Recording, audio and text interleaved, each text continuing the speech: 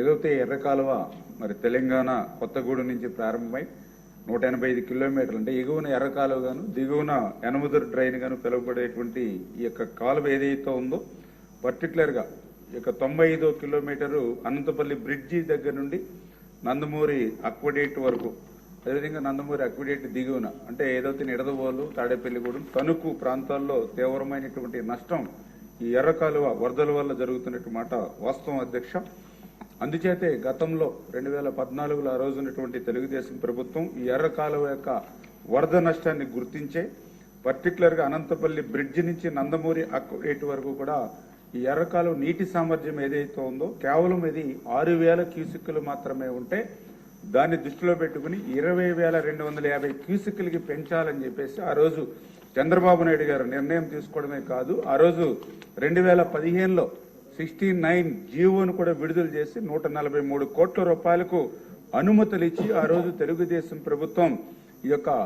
ఎర్రకాలువ ఆధునీకరణ పనులు చేపట్టడం జరిగింది అధ్యక్ష. 2018 సంవత్సరానికి వచ్చే సమయానికి దగ్గర దగ్గర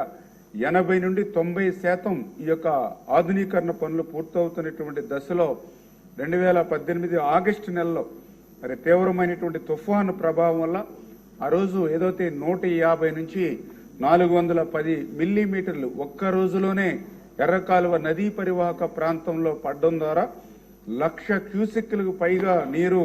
మరి ఏదైతే పర్టికులర్గా ఎర్రకాలువ మరియు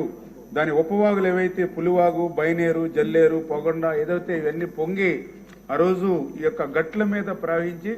దగ్గర దగ్గర 98 ప్రాంతాల్లో గండ్లు కూడా పడి తీవ్రంగా ఆ రోజు 2018లో నష్టపోయినటువంటి పరిస్థితి అధ్యక్ష. వెంటనే ఆ రోజునటువంటి తెలుగుదేశం ప్రభుత్వం 5 కోట్ల రూపాయలు నిధులిచ్చి ఎమర్జెన్సీ వర్క్స్ గా ఆ రోజు కొంత టేకప్ చేయడం జరిగింది అధ్యక్ష. కానీ దురదృష్టం తర్వాత 2019లో అధికారంలో వచ్చినటువంటి వైఎస్ఆర్సీపీ ప్రభుత్వం 2019, 2024 5 సంవత్సరాల్లో 0 ఈ యొక్క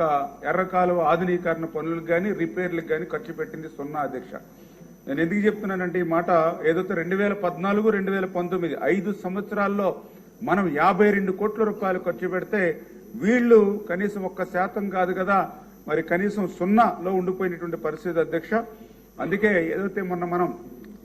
అధికారంలోకి వచ్చిన తర్వాత మొన్న ఏదైతే జూలై నెలలో వచ్చినటువంటి వర్షాలను కూడా దృష్టిలో పెట్టుకుని ఆ రోజు ముఖ్యమంత్రి గారు ఇచ్చినటువంటి ఆదేశాల ప్రకారం ఏదైతే ఆ రోజు అచ్చెన్నాయుడు గారు, అనిత్ గారు, పార్థసారథి గారు, నేను నలుగురు కూడా ఈ ప్రాంతంలో పర్యటించడం జరిగింది అధ్యక్ష. దాని ద్వారా కూడా ఒక నివేదిక కూడా తీసుకున్నాం. ఏదైతే 98 ప్రాంతాల్లో దెబ్బతిన్నట్టుగా గట్లు, అదేవిధంగా ఏదైతే check dams, single line bridges, ఆఫ్టెక్స్ లూయిస్, low level causeway bridges, Tummalagandi check dam, Ramaraju Cotton dam ఇవన్నీ కూడా